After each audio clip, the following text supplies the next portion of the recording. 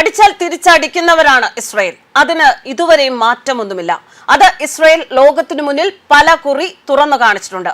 വ്യാഴാഴ്ച ഇസ്രായേലിലെ ആശുപത്രിക്ക് നേരെ ഇറാൻ പുതിയ മിസൈൽ ആക്രമണം നടത്തിയിരുന്നു. അതിന്റെ പ്രതികാരമായി മണിക്കൂറുകൾക്കുള്ളിൽ ഇറാന്റെ ആണവ റിയാക്ടർ തകർത്ത് ഇസ്രായേലിന്റെ ചുട്ട മറുപടിയും വന്നു. ഇറാൻ ആണവ റിയാക്ടറിൽ നിന്നും ആണവ ചോർച്ച ഉണ്ടാകുന്നതായിട്ടാണ് ഇപ്പോൾ റിപ്പോർട്ടുകൾ. ഇറാനിലെ ഏറ്റവും വലിയ ആണവ റിയാക്ടറാണ് ഇസ്രായേൽ തകർത്തത്. ഇസ്രായേലിലെ ആശുപത്രിക്കെതിരെ മിസൈൽ ആക്രമണം നടത്തിയതിന് ഇറാനെ തിരിച്ചടിക്കുകയായിരുന്നു ഇസ്രായേൽ. സംഘർഷം ഒരാഴ്ചയിലേക്ക് കടക്കുമ്പോഴും സംഘർഷം അയവില്ലാതെ തുടരുകയാണ്. ഇറാൻ നടത്തിയ ആക്രമണത്തിൽ ഇസ്രായേലിലെ ബിർഷെബയിലെ സൊറോക്ക ആശുപത്രി തകർന്നതായിട്ടാണ് ഇസ്രായേൽ പ്രതിരോധ സേന വ്യക്തമാക്കിയത്. സംഭവത്തിൽ 30ഓളം പേർക്ക് പരിക്കേറ്റിരുന്നു. 4 പേരുടെ നില ഗുരുതരമാണെന്നാണ് റിപ്പോർട്ട്. ദക്ഷിണ ഇസ്രായേലിലെ ഏറ്റവും വലിയ ആശുപത്രിയാണ് തകർക്കപ്പെട്ട ബീർഷെബയിലെ സൊറോക്കോ ആശുപത്രി. തകർന്ന ആശുപത്രിയുടെ ദൃശ്യങ്ങളും വീഡിയോകളും സമൂഹ മാധ്യമങ്ങളിൽ പ്രചരിക്കുന്നുണ്ട്. അതേസമയം ഇസ്രായേൽ നടത്തിയ വ്യോമാക്രമണത്തിൽ ഇറാന്റെ അരാക്കിലെ ഖനജല ആണവ റിയാക്ടറും തകർന്നു. ഇതാണ് ഇസ്രായേൽ നൽകിയ മറുപടി. വ്യാഴാഴ്ചയാണ് സൊറോക്ക ആശുപത്രിക്ക് നേരെ ഭീകര ആക്രമണം ഉണ്ടായത്. വ്യാഴാഴ്ച മാത്രം ഏകദേശം 20ഓളം മിസൈലുകൾ ഇസ്രായേലിനെ ലക്ഷ്യമാക്കി ഇറാൻ തൊടുത്തുവിട്ടിരുന്നു.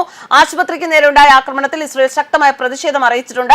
സൈനിക താവളമല്ല, മേഖലയിലെ പ്രധാന ആശുപത്രിയാണ് ഇറാൻ ലക്ഷ്യം വെച്ചത് എന്നും ലോകരാഷ്ട്രങ്ങൾ ഇതിനെതിരെ ശബ്ദമുയർത്തണമെന്നും ഇസ്രായേൽ ആവശ്യപ്പെട്ടിരിക്കുന്നു. ഇറാനിലെ അറാക്കിലെ ഹെവി വാട്ടർ റിയാക്ടറിനെ ഇസ്രായേൽ ആക്രമിച്ചു. ഇറാന്റെ സ്റ്റേറ്റ് ടെലിവിഷൻ ചാനൽ വ്യാഴാഴ്ചയാണ് ഇക്കാര്യം അറിയിച്ചത്. ആക്രമണത്തിന് ശേഷം ഒരു തരത്തിലുള്ള വികിരണത്തിനും സാധ്യതയില്ല എന്നും സ്ഥിരീകരിച്ചിട്ടുണ്ട്. ആക്രമണത്തിന് മുൻപ് ഇവിടം ഒഴിപ്പിച്ചിരുന്നു. വ്യാഴാഴ്ച രാവിലെ തന്നെ റിയാക്ടറിനെ ആക്രമിക്കുമെന്ന് ഇസ്രായേൽ മുന്നറിയിപ്പ് നൽകിയിരുന്നു. പ്രദേശം വിട്ടുപോകാൻ ആളുകളോട് ആവശ്യപ്പെട്ടു.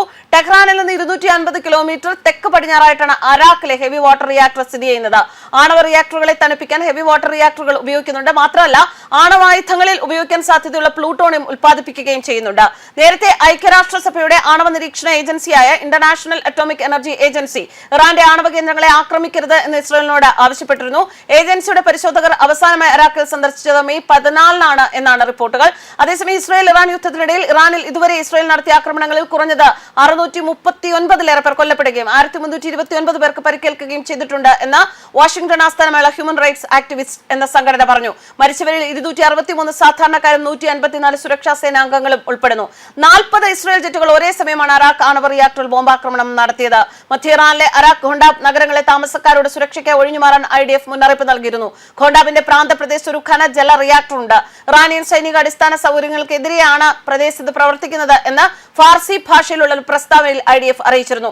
ഇറാനിലെ അറാഖിലെ ഹെവി വാട്ടർ റിയാക്ടറും ഡസൻ കണക്കിന് മറ്റു സൈനിക കേന്ദ്രങ്ങളും രാവിലെയാണ് ഇസ്രായേൽ സേന ബോംബിട്ട് തകർത്തതായി IDF അറിയിക്കുന്നത്. IDF പറയുന്ന അനുസരിച്ച് ടെഹ്റാനിലും ഇറാനിലെ മറ്റു പ്രദേശങ്ങളിലുമുള്ള ഡസൻ കണക്കിന് ഇറാനിയൻ സൈനിക കേന്ദ്രങ്ങളിൽ 40 യുദ്ധവിമാനങ്ങൾ 100 യുദ്ധോപകരണങ്ങൾ വർഷിച്ച ഒരു രാത്രിയിലെ ആക്രമണ പരമ്പരയിൽ ഉൾപ്പെട്ടിരുന്നു. ഇന്ന് രാവിലെ അറാഖിലെ ആണവ കേന്ദ്രം ആക്രമിക്കപ്പെട്ടു. അതിൽ റിയാക്ടറിന്റെ കണ്ടെയ്ൻമെന്റ് ഘടനയും ഉൾപ്പെടുന്നുണ്ട്. പ്ലൂട്ടോണിയം ഉൽപാദനത്തിലെ ഒരു പ്രധാന ഘടകമാണ് എന്ന് സൈന്യം സ്ഥിരീകരിക്കുന്നു. ഇറാനിലെ മറ്റെവിടെയെങ്കിലും രാത്രിയിൽ ആക്രമിച്ച ലക്ഷ്യങ്ങളിൽ ഇറാൻ ആണവായുധങ്ങൾ വികസിപ്പിക്കാൻ ഉപയോഗിക്കുന്ന നതാൻസിലുള്ള ഒരു കേന്ദ്രവും ഉൾപ്പെടുന്നു എന്നും IDF സ്ഥിരീകരിക്കുന്നു. ആണവായുധങ്ങൾ വികസിപ്പിക്കുന്നതിന് ഉപയോഗിക്കുന്ന അതുല്യമായ ഘടകങ്ങളും ഉപകരണങ്ങളും ഈ സൈറ്റിലുണ്ട്. കൂടാതെ ആണവായുധ പരിപാടിയെ എളുപ്പമാക്കുന്ന പദ്ധതികളും ഇവിടെയുണ്ട്. News desk കർബാൻസ്.